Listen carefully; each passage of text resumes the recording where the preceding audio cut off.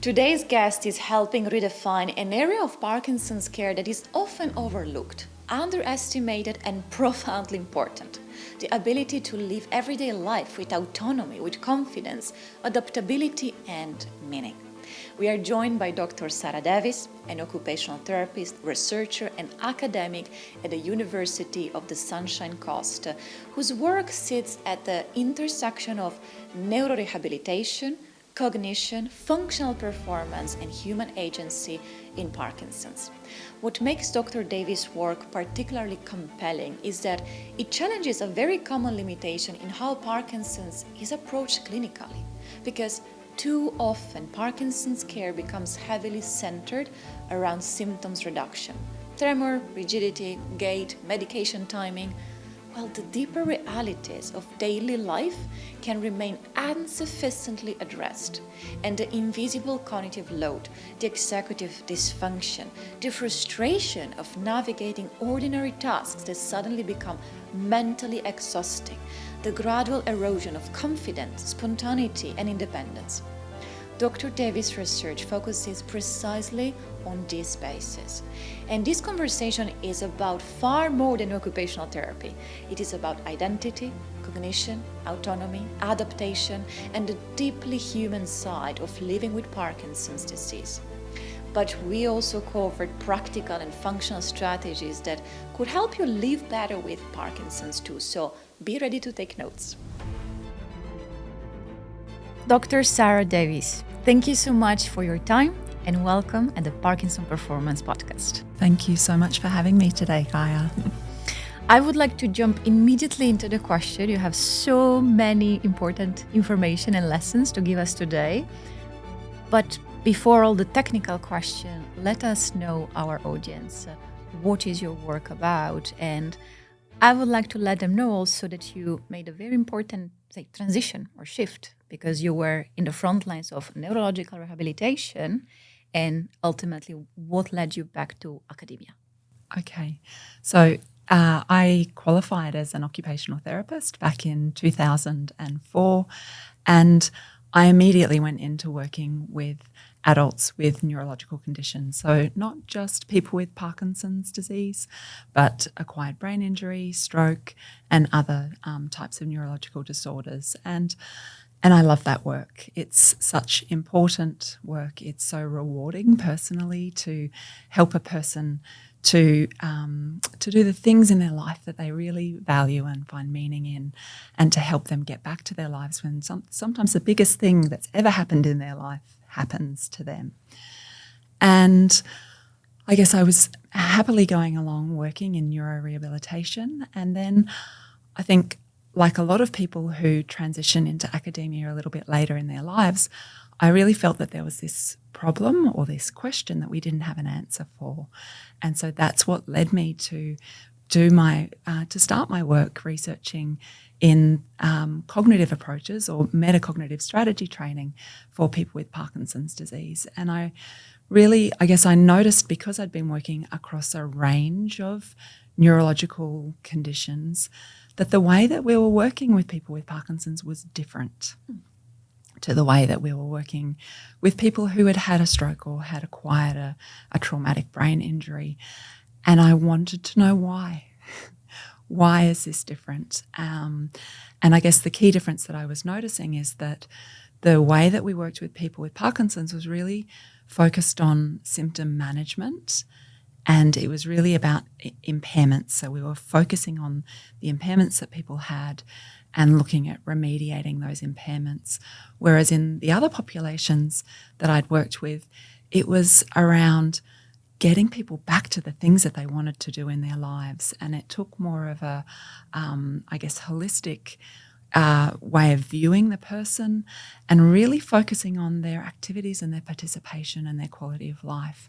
And I thought, why aren't we working in this way with people with Parkinson's? And so that's what really drove me to start my research and then continue working in this area of doing more work and trying to understand what those barriers are for people with Parkinson's, how we can work with them around shifting away from impairment-focused care to activities, participation, quality of life, and helping people really do the things that matter to them in their daily lives. Well, I like so much that you put it in this frame and words, because that's one of the big beliefs, let's say, and mission that I have as well with my Parkinson Performance Center, to really say, let's move. It's time from a reactive seeker to more proactive helper. So thank you for doing also what you do. And tell me, how do you think also that this translates directly onto the well-being, the mental also health and well-being for people with PD, and how crucial is this shift in mindset, in perspective, also for themselves, not to just think or even obsess on the symptoms, but think, I can take this as an opportunity. I can do even more. Yes, and my work has shown that that working with people in this way leads to changes in their belief and awareness of themselves as capable, problem-solving humans that can make changes. Sometimes it's really small changes in how they're doing the activities that they want and need to do in their daily lives, and be successful in doing that, and adapt and change. And so that has been a really key part of the work for me as well. I sort of had this view that, we know that Parkinson's is a progressive condition, but if we can intervene with people and teach them strategies that help them to adapt, cope, change the way they're doing things, have a belief in themselves as problem solvers, then they can continue to adapt as things change. They can continue to adapt on days where they have fluctuating symptoms, where maybe things are harder than other days. They can take what they've learnt in the therapy that I'm doing with them and apply it to other life areas. And that, to me, was also an ultimate goal of the way that I wanted to work with people around their rehabilitation and helping them to be effective human beings again, and not feel like I have Parkinson's and that's why I can't do this anymore. And that was said to me over and over and over again when I was doing this study, that you've changed my belief about myself. I thought I couldn't do this because I have Parkinson's, but now I realise that I can do this. And the problem wasn't that I had Parkinson's, it was that I just didn't have the right approach or strategy or plan of how I was going to do this yet. That's so beautiful to hear. Before asking you more about metacognition, I want to anchor a moment on the last thing that you just also shared. And my question is, why, in your personal opinion, we still have this gap in maybe the narrative that we have? Is it coming, say, maybe just from the clinical side? And indeed, the clinical side, it's sometimes still way too focused on management of symptoms. And that's how people got maybe biased in thinking of themselves as just patient, as just fragile, as just incapable, as just neurodegenerative. So where should we, say, change the narrative, and how can we do it? I think it comes from a couple of different places. I think that for a lot of people, when they receive that diagnosis, it's world shattering, and it really because there's that whole narrative out there about, well, we don't know why, and there is no cure, and the medication is the only thing we have, which you and I know, I guess, is not true. There's lots of things that people can do to protect their brains and to promote neuroplasticity and to slow down the progression of the disease. I think what happens is that there's an interplay that happens between all of the different types of symptoms. I tend to think of Parkinson's as a little bit of an umbrella term, and that there's this whole range of symptoms that are underneath. With my patients, I sometimes joke that everyone has their own flavour of Parkinson's, and that often gets a little bit of a chuckle thinking of it in that way. And this was another thing that I was really thinking about when I decided to undertake this work, that what we're missing when we focus on just symptoms is the complexity of Parkinson's, because it isn't ever just the tremor, or it isn't ever just the gait changes. It is the tremor and the anxiety, and they interact. And it is the fatigue and the apathy, and they interact. And so that's what we're missing when we focus on symptoms, that we lack a complexity that's needed to really address the types of challenges that people with Parkinson's are facing in their daily lives. And what we gain by actually just saying to people with Parkinson's, what are your goals? What can I help you to do? Is that we're then open and we're free to explore all of those barriers with them, whether it be a non-motor symptom of apathy, or executive functioning, difficulties around planning, or the motor symptoms and the way that they're interacting with each other. And we can just, in a really sort of structured way, work through all of what those different barriers are until we get to what success means for that person. And when they say, Sarah, I've achieved my goal now, I'm really happy with this. That's beautiful. I like how you pose it also in terms of goals and desires that they still can have.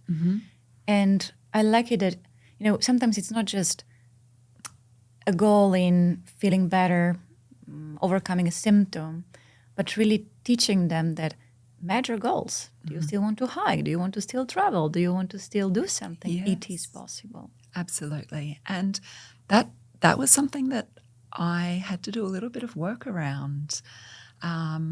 People would come to me and they would say, well, my hands don't work as well as they did. And I think because of their previous engagement with other health professionals, maybe they were expecting me to say, oh, well, let's give you a hand therapy program. That's not what I did at all. I had to spend a little bit more time than I anticipated in this goal setting process, and really giving people their power back and giving people their autonomy and choice back, and handing over my expertise, which a lot of people didn't immediately feel comfortable with. A lot of people have had a lifetime of experience of, well, you're the expert, you tell me what I should be focusing, or you're the expert, you tell me what we need to do. And so there was an additional step that I needed to take them through in that goal setting process, where I invited them and I said, okay, so tell me about when you notice your hands aren't working well. What are you trying to do? And so that really drove them to set those goals that were more relevant and meaningful in life. And so for some participants it was, I've got all these beautiful clothes and shoes and necklaces and earrings in my wardrobe, and I can't wear any of them. And I have to just wear the things that I can manage each day. And so then I supported them and I said, so your goal is to wear the clothes you want to wear every day and include necklaces and cute shoes with buckles. And they said, yes. And it was almost like that permission to set those kinds of goals. Well, even that was really empowering for people. And so that's what we worked on. That's beautiful. I think it's extremely powerful, this idea of like changing the mindset framework. Yeah. Can you tell us more about this idea and concept of giving back power to people? Yes. So I guess as an occupational therapist, we, I guess the lens or our perspective is about being person-centred in the care that we, person-centred in the way that we deliver care. We're wanting to set person-centred goals, for example. And so that does involve collaborating with our clients and not sort of going in there and deciding what the goals are from our perspective. But I think when you are an older person, so I know that Parkinson's disease affects people across the lifespan. Most of the people that I was working with in my study were a little bit older, but I think if you've had a lifetime of engaging with healthcare services, where you've been told that, well, this is what we need to work on and this is what you need to do, and I can see what your problem is here and this is what I think is the solution. It was a transition, and it was a transition that I needed to scaffold and support people through, where I was saying to them, you're capable. So it was it's a different way of working with people. So instead of being in the direct instruction mode that a lot of therapists are in, I took a step back and I was in a coaching mode. And so my role was to ask the right questions that guided people to discover maybe where the breakdown in their performance was happening, and to ask them the right questions so they could then come up with the types of strategies that might help them, and to support them in that. And that was the giving back of the power. And sometimes people didn't feel immediately comfortable with that. And so I would provide more support at the start until their confidence grew in themselves as capable problem-solving humans. And then I could step back a little bit more. But it's a really important thing. And I think it's a lot of rehab doesn't get that part quite right. And there's a really old analogy that I like to use. And I think because it's such an old analogy, people get it. So it's if you give a man a fish, he can eat dinner tonight, or a woman a fish, they can eat dinner tonight. But if you teach them how to fish, then they eat fish, they can eat every night then. And that's what this transition means for me. And this is what this transition meant for my the people that I work with, where traditional rehab is giving them the answers, giving them the solutions, and that keeps them beholden. That means that every time they have a problem, they have to come back and see the expert again. Whereas if you teach them the strategy and the process to be effective problem solvers, then the next time a problem occurs in their daily lives, then they can think, I can solve this problem. I've got these skills, I've got this framework. And that mindset shift that occurred from, I can't do this because I have Parkinson's, to, I just don't have the right strategy. Let me think about how I'm doing this. And that's really what this means to me. And so, in technical terms, we talk about that as being generalization and transfer. And that's the ultimate goal of rehabilitation. We don't want what people are learning with us within sessions, within clinic, to only stay in sessions and in clinic. We want people to be able to go and take those skills to new environments and perform well at home or at work or at the gym. And we want them to be able to transfer that learning to new goal activities or new problems that they have in their daily lives. That's so powerful. I cannot though help but wonder, and this comes, very much from also my very personal experience with people that I coach with PD. Everybody's so different.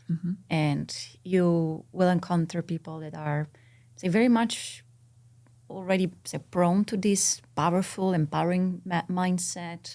They want to see themselves, even as, say, in my case, adaptive athlete. And some people instead are very reluctant and they take everything in a very pessimistic way. So is it, say, a very different work that we have to do, or is it just time to give to people to, say, everybody come at their own time and moment? And how do you think that, say, this potential impact that we have on one person compared to another depends on the type of narrative that they are also experiencing in, say, the clinical setting, where, I say, very practically from my side, from your side, they will be empowered, they will be coached. And in the clinical setting, maybe it's very, maybe too realistic, I would say. I don't want to use the word pessimistic, but it's just, a patient, it's a disease, it's just progressive. And so for them, might be very much a dualistic, approach, and they don't know really what to navigate. So how do you approach those cases that are more, to say, difficult to get immediately to that shift in empowerment?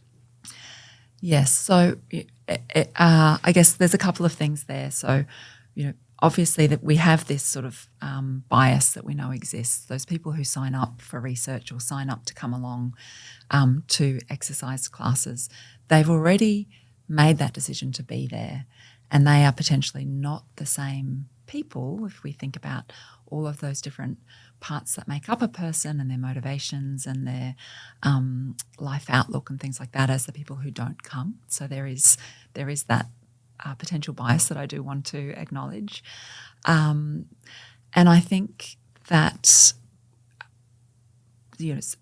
all of the people that I guess were part of my study, I had measured things like their mood, their apathy, their severity of their fatigue, those kinds of things before they started working with me. And they all met the criteria according to the measures that I used for severe apathy, for quite significant anxiety, for depression, and for anxiety. And this way of working with them still worked. This way of working with them was still effective. And I guess there would be that element of it's something that we use in occupational therapy. We call it therapeutic use of self. And so this is around really making sure you've established your rapport with your client and you're understanding them before you would jump into those things. So for those clients, I might have spent more time in that coaching and supporting them and helping them to develop goals and giving them that permission to really set goals that mattered to them. Mm-hmm. And when you do that, that is intrinsically motivating. You're not being told by another person. It's not been thrust upon you. They're your goals. Somebody's taken the time to find out what matters to you. And and I also did work around making things meaningful for people. So we know that sometimes handwriting can be affected and can be really tricky for people with Parkinson's. And so there was no way in this world I was going to set handwriting activities. Mm-hmm. But what I did instead is I would say to them, what would be something that would be really meaningful for you to write? And so I had people writing their life story for their children, or writing greeting cards for grandchildren for birthdays and anniversaries and things like that. So it was really linked to who that person was and the roles and the values that they had in their lives, so that it wasn't just going through the motions. Nothing that I ever did with people was going through the motions. It was all really tied to the things that they'd expressed to me as being problematic, but then who they were and who they aspired to be as people, and then tying all of those things together for them. That's so nice, because what I also hear is helping them not to just obsess or focus on the impairment and on the symptom, but what do you achieve or what can you get if you think long term with that action. So yeah, that's a beautiful trick. I hope people are taking notes. Yes. So yeah. I want to go a little bit further and deep dive into your specific work and research. And you explore a lot something called metacognition and functional cognition, which is not just, say, simply measuring cognition with a scale or with a test, but really what does it mean this in real life, from planning, from identity, daily activities, how this shapes our individuality. Tell us more about metacognition. Yes. Okay. So metacognition is really talking about our thinking about our thinking. So it involves different processes, but it's around, I guess, self-monitoring, self-awareness, being able to detect errors in our own performance, and then think about how we then can change our thinking or use the power of our thinking to help our performance.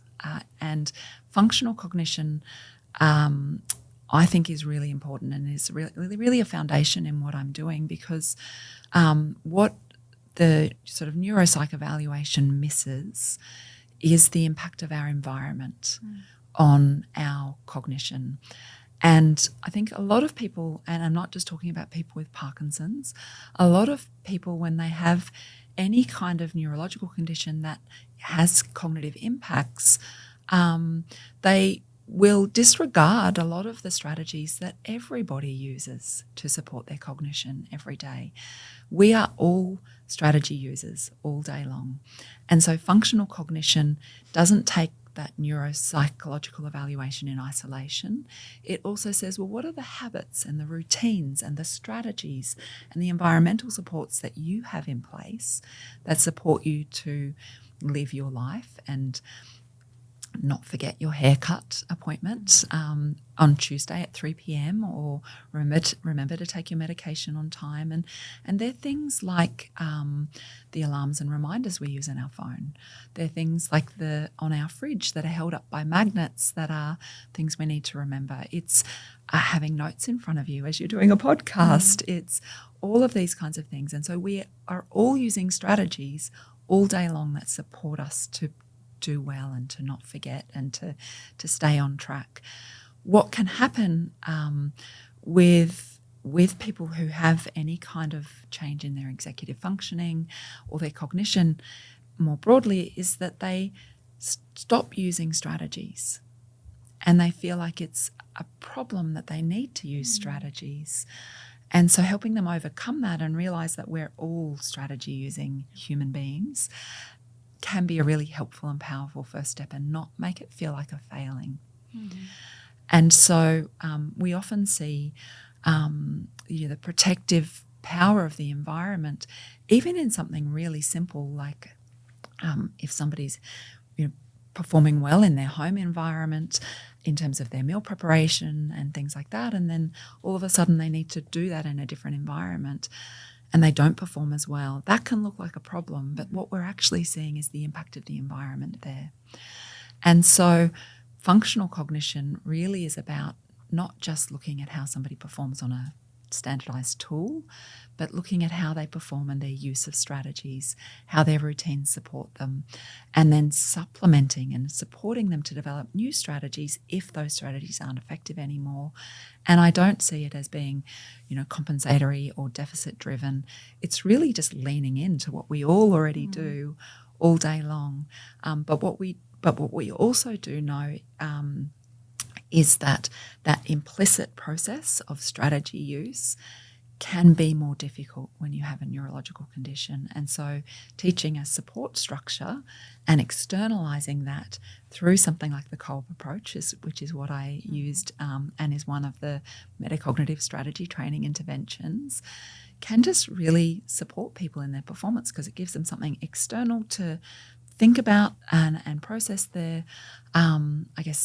a lens to process their thinking through around their metacognition that can help guide them towards that problem solving. I cannot help but smile because it's so fascinating how your work, it's really holistic and cross-modal. And it makes me think of, my background as well, because what you have just said, it's very similar to something that we use also in philosophy. I have a background also in philosophy, and we call this the 4E, as our cognition is embodied, embedded, enacted, and extended. Yep. And there's a lot of discussion whether indeed when I have my notes, my memory, it's disembodied. And it's just, I literally can materialize my memory, or as you said, enacting it in the environment around. And I love that you put it as, it's not something to be embarrassed of. It's not something, it's just like we as humans are made to extend and to use things around as tools. So literally as devices functionally for us. And I am happy that you're putting it into empowering perspective. So really to say, if you can do this, it's even better. Instead of being afraid or embarrassed that something is wrong. No, it's part of what does it mean being human. Exactly. That's beautiful. I really like also the term that you use, the concept of cognitive orientation to daily occupational performance. I would like to explain this better for our audience. Okay. And if you could give us one practical example, let's say, how did you approach maybe a person? Yeah. And what did you do? Yeah. In a case scenario, let's say. Yes, certainly. So the cognitive orientation to daily occupational performance approach was developed by Helene Politaco from Canada and Rose Martini from Canada.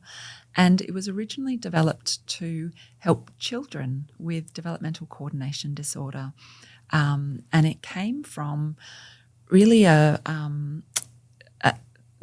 and Rose noticing that the way that they were working with these children wasn't working, and that they needed a new approach.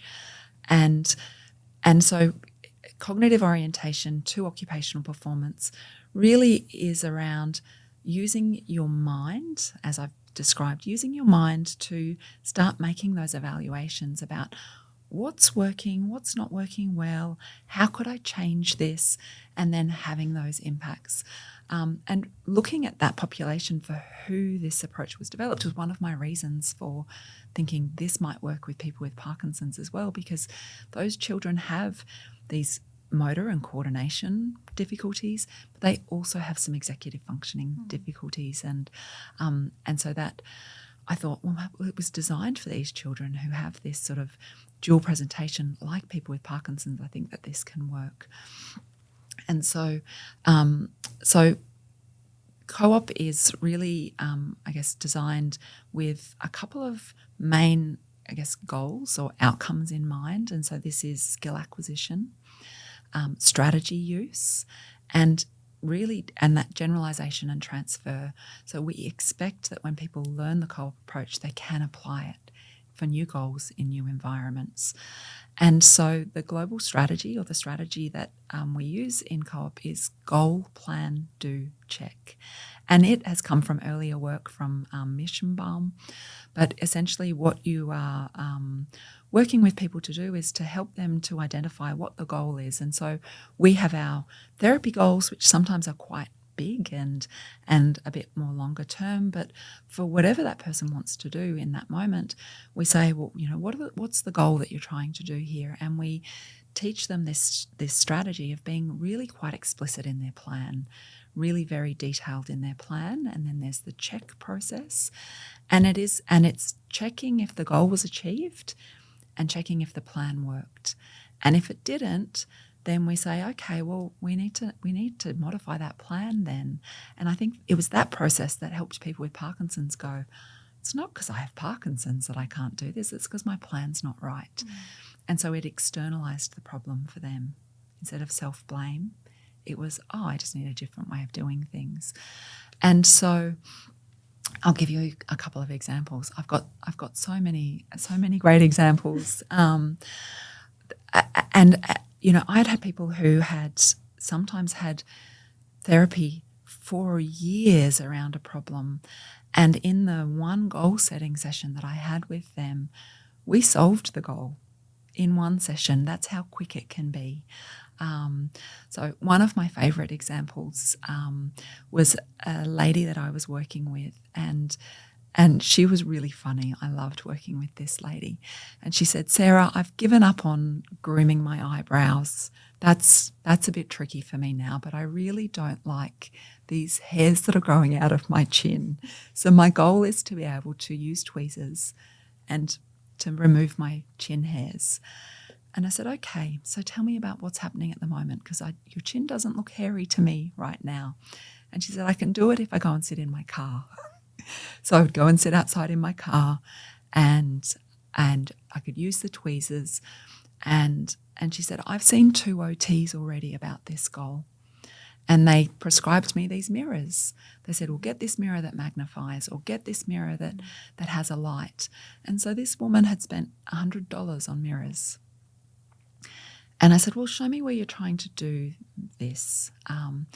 And so we went into her bathroom, and as you can imagine, she was trying to stand, trying to hold a mirror up, trying to position herself with the tremor and with her balance, and trying to see precisely so that she could use the tweezers. And it just was not working, and she was really frustrated at not being able to do what she felt was a fairly basic but important to her grooming task. And so the process, and this took about 5 minutes with her, I said, okay, so let's think about this together. So you can do it in your car, but you can't do it here. And you don't want to keep on going out to your car and doing it, because it's a bit embarrassing going and sitting in your car to remove those hairs from your chin. I said, so what's different about how you are doing this in your car versus how you're doing it in your bathroom. And she said, well, because I can sit down in my car, it means that I don't have to be worrying about my balance. And I said, okay, so sitting down might be an important part of your goal. And what else? And she said, well, because I'm looking in the rear view mirror when I'm in the car, I'm sort of looking up and it's making my chin protrude and the light's coming from all around me. And so I can see the hairs and that position. And I said, okay, so there's other parts that around your head position and where the light is coming from. And then I just said, I wonder if we could make your bathroom more like your car. Mm-hmm. And it was a bathroom where there was the vanity and then there was a bath alongside and then a big mirror along the vanity, but a big window behind the bath. And then she said, if I sat on the edge of my bath, then I could use those mirrors the OT had given me and sit them on the vanity. And then I've got my position is seated, so I'm balanced. The mirror is up high, so I'm looking up high and I'm looking in the mirror and my chin is sort of out so that the light is going to hit those hairs. And then the window behind me is going to be lighting me up in that way. And so in that one session, which was actually just our goal setting session, she did it. She looked in the mirror and then she looked at me and she said, this doesn't need to be a goal anymore. We've solved this in one session. That was in one session. And we didn't ever talk about it. And for her, that gave her such confidence in this approach, mm-hmm. and it gave her such trust in me that she couldn't believe that it was so simple, mm-hmm. so simple to solve this. And she didn't need to spend any more money. Mm-hmm. She didn't need to develop her balance or her fine motor skills or anything. It was just asking the right questions and being there with her to support her and help her to overcome those difficulties that she was having around the different symptoms of her mm-hmm. Parkinson's that let her achieve that goal. Yeah. I like how you're really pushing people to, mm-hmm. say, have this creative thinking mm-hmm. and observe what is that you're already sometimes living unconsciously doing correctly and how to transfer this to other contexts. Yes. That's so powerful. But do you also see difference between men and women? Did I say a difference between men and women? Men definitely didn't want to pluck their chin hairs. Thinking about the types of goals that I was working on with men, that surprised me a little bit. There was lots of really heartfelt and sensitive goals that the men that I was working with had as well. Those ideas around writing memoirs for children and grandchildren or writing greeting cards, they were goals of the men that were in my study. There were some, I think an important thing that I did want to raise today is that every person that I worked with had an exercise goal. And it wasn't that they needed me to show them exercises they should be doing, or that they needed me to prescribe them an exercise program. That is, I leave that to my wonderful, wonderful colleagues in my multidisciplinary team, in my exercise physiology and physio colleagues. But they had all bought plans. They had all signed up for whether it was PD Warrior or different exercise physiology programs. But what they weren't doing was behaving or performing in line with their intentions. So this told me a couple of things. This told me that the message about the importance of exercise is getting through. People understand that the way that they move their bodies every day can really contribute to their overall health and well-being, and also slow any progression and maintain and even build their motor skills. But that there were barriers that we weren't addressing in those exercise programs. And so a lot of the time it was helping people to overcome those barriers in their home environment. So a lot of the men in my study had those exercise goals, but they also had those heartfelt, meaningful goals around their connection with their families. So I don't think that I would say that the goals were particularly different for men and for women. What we're talking about are people, human beings who were fathers, brothers, grandfathers, husbands, and the reverse of those roles for women, and that they just wanted to be able to show up for their families and show up for themselves, and this approach helped them to do that. Well, I see, surely one of the reasons is that you see them firstly as people, not as patients. Yeah. So I think it resonates a lot with the work that, of course, also we do in my center, because it's almost on purpose, leaving out of the window the terms patient, disease, neurodegeneration, not to sugarcoat the reality or faking it, but to really show how much power they still have, and that PD can be just an opportunity to do things differently and maybe learn even more, even better. Yeah. What is your mission? My mission is to change the way that we work with people with Parkinson's. My mission is that we can shift this paradigm from impairment-focused care and symptom management to this hope and really making those activity and the activities and the way that people want to participate, making that the focus of how we're working with people with Parkinson's. My goal is to help people with Parkinson's see themselves as competent, capable human beings in the world. I always try and draw on their life experiences. I always try and say to them, you were you worked in this really high-powered job. Tell me about the strategies you used in your working life. Tell me about the way that you managed your family as they grew. Tell me about all the ways that you have been successful. And I want to tap into that to show you you're still that person. You can still do those things. But we just maybe need to think about some strategies or some ways of doing things slightly differently around some of these barriers that exist for you now that didn't exist for you then. How do you think we can empower also other, let's say, colleagues of ours to have the same approach?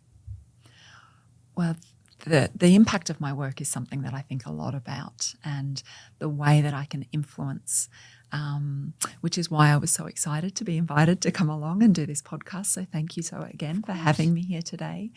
So another part of the reason that I've transitioned into this sort of academic role is because, when I'm working with a person and their family, that is my impact. It's a person at a time. Now I'm in a role where I am educating 130 occupational therapy students at a time in my courses. And that's my impact, that I know that every person who's been through the courses that I teach is going to have had more education about Parkinson's, more education about this way of working with people, more education about understanding that complexity than they would have if I wasn't there. And then the other thing that I am doing is that I am mentoring clinicians and I'm training clinicians in working in this way with people. I have taken on roles with the International Cognitive Approaches Network around networking and mentoring, so that we can start making sure that there are more clinicians out there who know there are other ways of working with people that are more empowering, that are more reflective of the complexities and the interactions when working with this population as well. So that's what I'm trying to do. Yeah, having you as mentor, I see we have a bright future then for the next generation of practitioners. Yeah, that's so powerful. Coming back to people, though, how do you see your approach helps them, let's say, not just on the confidence, well-being, feeling better, but the actual impact back on PD symptoms? Of course, let's say all the cognitive ones, emotional, because sometimes I still think that PD it's too much seen in silos. And we forget that, well, first of all, it's not only a brain condition, it's a total body, systemic failure. And so how also all these systems and networks interact. So how much of your work actually, does not just transfer on practical things, but generally on identity, emotions, depression, anxiety, apathy. I think that the reason that it is effective is because it isn't sugarcoating, as you've said.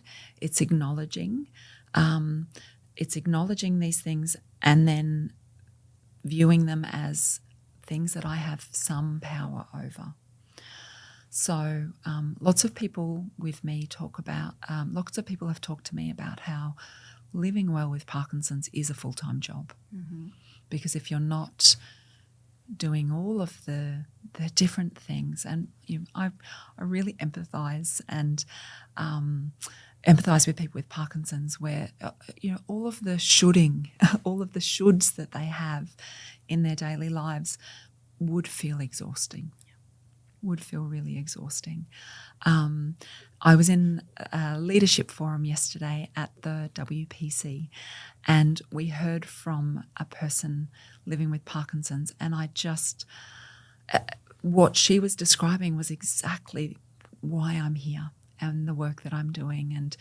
And she described this, I get about 3 hours sleep a night.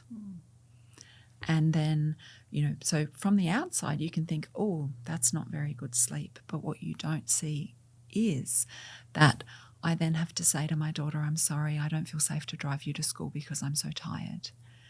And then what you don't see is that I have to conserve my energy the next day. And so I have to say I can't exercise today or tomorrow or the next day.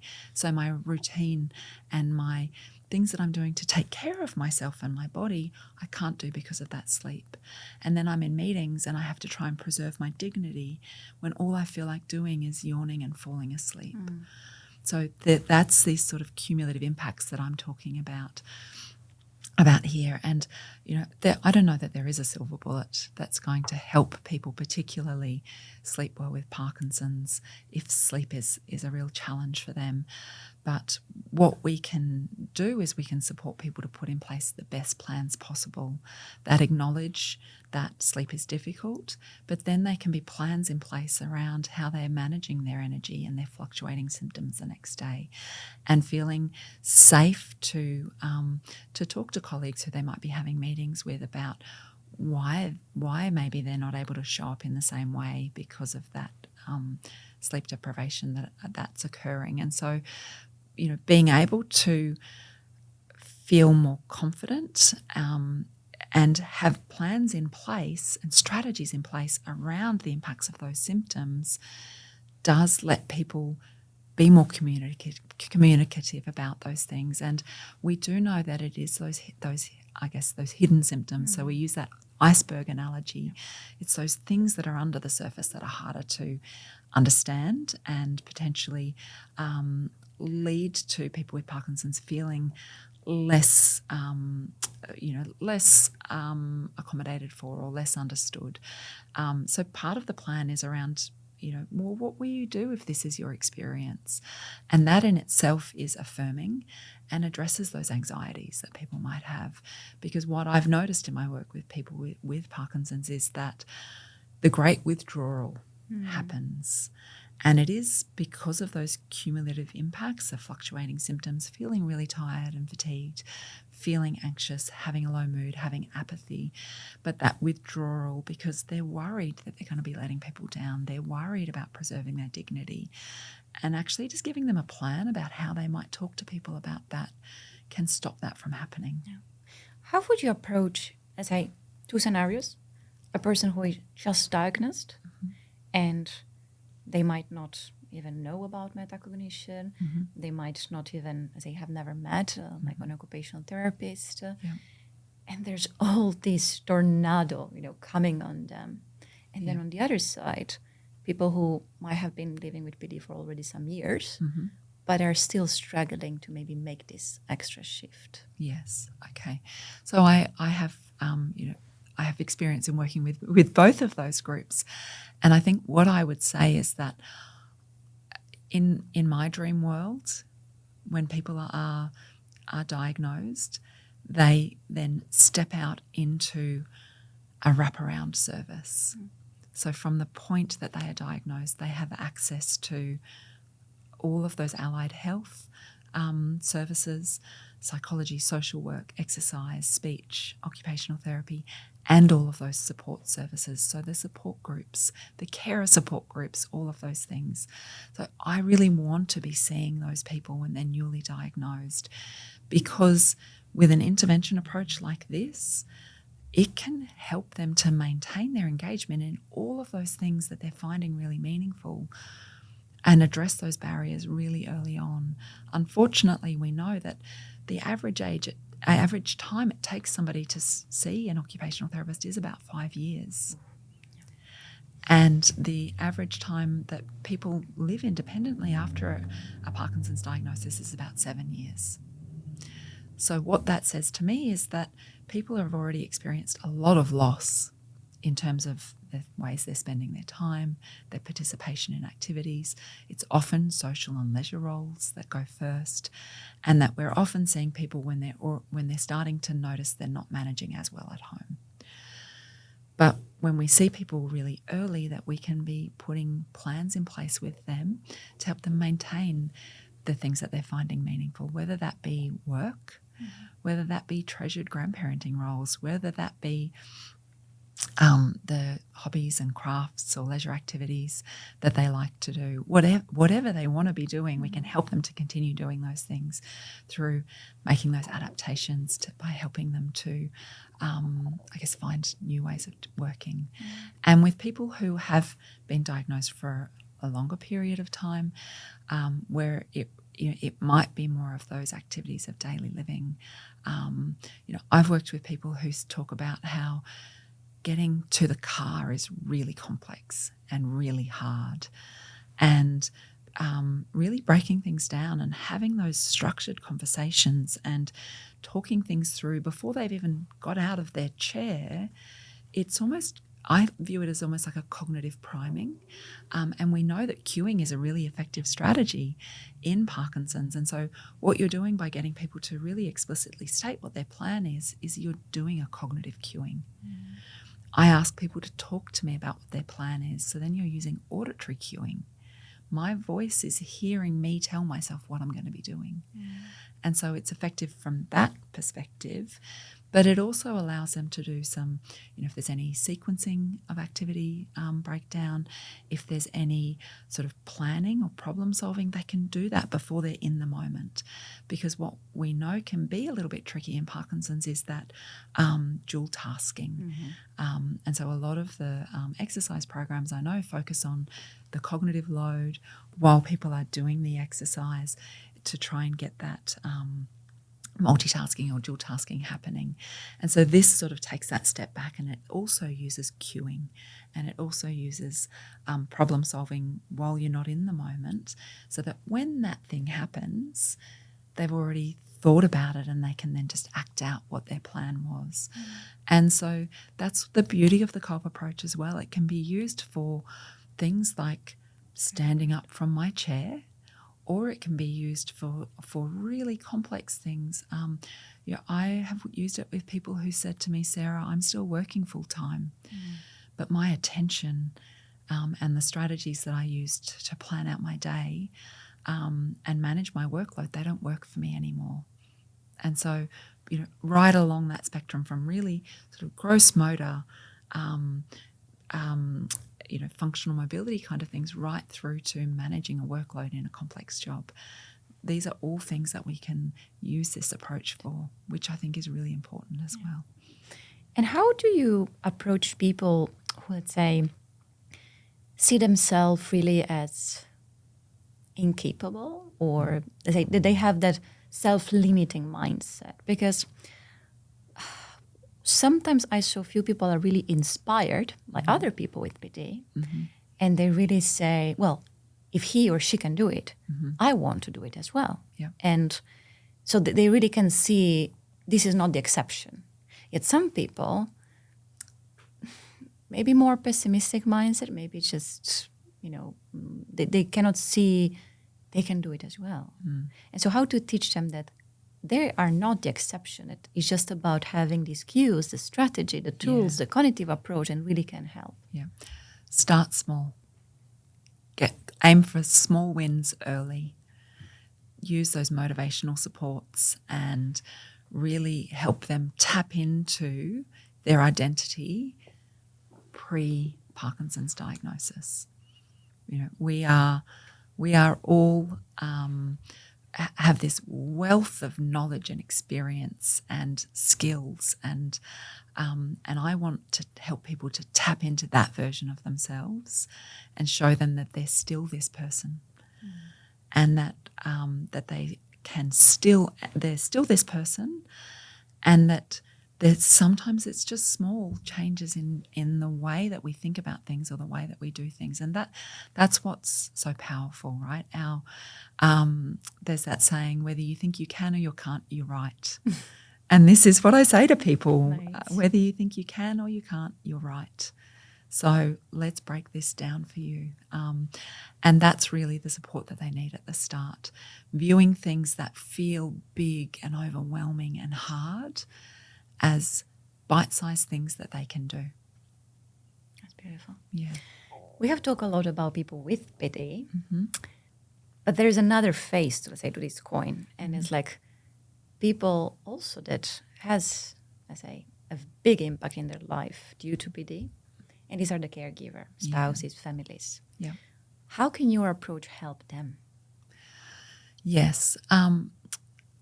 So when you're using the co-op approach with children, those supports around the children, often the parents or caregivers, are included in the approach.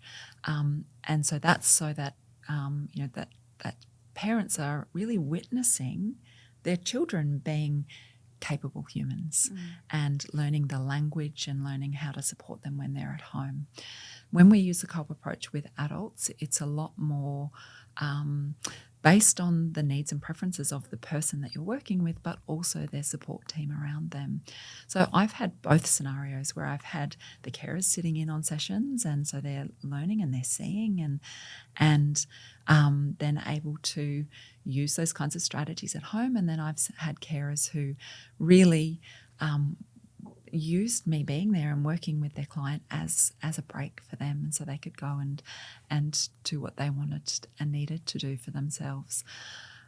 This approach is helpful in that care dynamic because it's really changing the person's mindset and their awareness of themselves as capable people who can solve these problems. And even though I have Parkinson's, I can still do these things. And so that, in a way, I think does go some way to reducing that burden of care, because it's not just about the physical things that a person with Parkinson's needs help with. It is those, those non-motor contributions to their functioning. But it's also really hard on carers, I think, to see this person that they have known and loved over many, many years look and seem different to them. And somebody who was always a go-getter, for example, who now has apathy and doesn't really want to leave home anymore, or somebody who is experiencing significant anxiety and things that have never been a problem before. And it can be hard for carers to understand. So having, supports in place and any of those plans around those things can really help them. But I think it's all, as with everything working with people with Parkinson's, it's individual. Yeah. Each carer and person with Parkinson's dyad is unique, and they have their own history coming into this that needs to be carefully considered and respected. And but I, in the way that I work with people, then I try and do family-centered care. So I am considering the care team around them, whether that be partners or children or whoever that might be, and thinking about the impact of that intervention on them as well. Yeah. You know, they say that time passes fast when you have fun. So we are already at the end. But I really think you covered so much. So thank you for this. Very practical, very useful. At the end, we usually have a sort of, let's say, small tradition. Okay. And it's our 90 seconds rapid fire challenge. Okay. So I have 3 questions for you. They're easy, Okay. but I think they're very relevant. So my first question for you, what would be your question for the field? Something that you think it's not asked enough and should be. So something that is stubborn, and something that is stubborn when we do research is this quality of life outcome. It's the Holy Grail. Yeah. And so for me, it is how can we make sure that the way that we are working with people is ultimately going to try and improve their quality of life and the outcomes for people with Parkinson's. That's the thing that I think that's the impact we need to be aiming for. And how can we do that better? Very nice. Second, Okay. one thing, concept, or anything in PD care that you would change or reprogram? Change and reprogram. I think that we need to get more complex in the way that we work with people to reflect the complexity of living with Parkinson's. And so that is the shift I've spoken about from impairment-focused care and symptom management to looking at the whole person, comprehensively asking them what's going on for them and doing the work to find out all of those barriers to that goal they want to achieve, and then working our way through them until we've eliminated those barriers, and then we have that activity performance, that goal achievement, and that participation that we're aiming for. Nice. One last question, but it has 2, let's say, mirroring part. So the first part is one thing that you think it's true clinically or in a research setting, but it's widely misunderstood, and mirroring one thing that is widely believed, but it is actually not correct. Ooh. That one's harder. It's a bit tricky. Yes. So something that is not true, But widely believed. that's widely believed.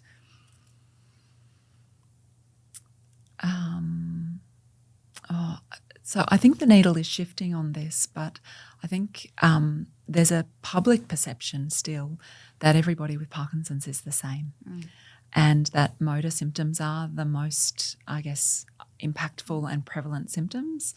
That is not true. We know that 80% of people with Parkinson's experience those non-motor symptoms, and that they can be more impactful on a person's quality of life and participation than those motor symptoms are. Something that is true that is not widely believed, I think, is this power that people have, this that we can, the way that we are living our lives, the way that we're engaging in activities, we have the power to change our brains. And this is this process that we know about in neurorehabilitation called neuroplasticity. Our brains are shaping and remoulding for our entire lives. And, everybody's heard that thing, use it or lose it. But we can also use it to improve it. We can also do things that bring us joy and meaning, and we know that those things have a bigger impact on our neuroplasticity than going through the motions. And so that's what I'd like to say as well, that you have the power. Yeah. So glad you put it like this. I always like to say also that the Parkinson brain, it's not a broken brain. No, it's just adapting. It's an adapting brain. We have the power to support our brains to change neuroplastically as well. Yeah.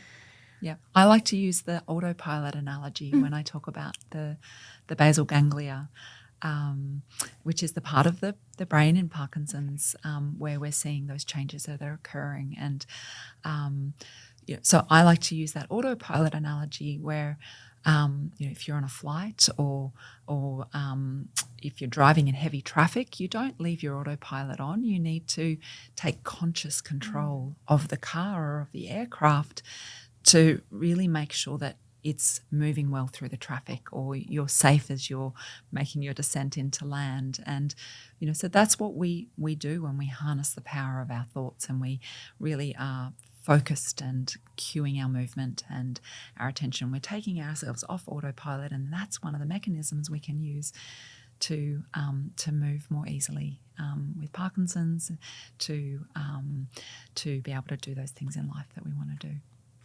One very last thing. I truly believed in, the big collaborations and all the different profiles and expertise that we need to have to help people with PD. And so I like to, let's say, transfer this idea into the podcast. And so my last request for you is, please help me continue the momentum of this conversation and leave a question for my next guest. I cannot really tell you who he is. It's a man, I can tell you this. Okay. It's a pretty big name, let's say, in Parkinson. Okay. He wrote a book recently. Maybe it gives you some hints. Okay. But can be really whatever. Whatever. I guess the thing that I think that we need to be focusing on at the moment are these challenges. I guess that we have a global challenge ahead of us, which is around the way that the numbers of people who are being diagnosed with Parkinson's are growing, and that's happening all around the world. And so how can we, as the people in the world who are working with people with Parkinson's and who care so deeply about this, prepare ourselves and be future focused so that we can meet the needs of people with Parkinson's as that number is growing, but also as those needs are changing. Yeah. It's challenging. I will let you know the answer. Yes. Dr. Sara Davies, thank you for your time. Thank you for your expertise, for all the practical and very useful inputs.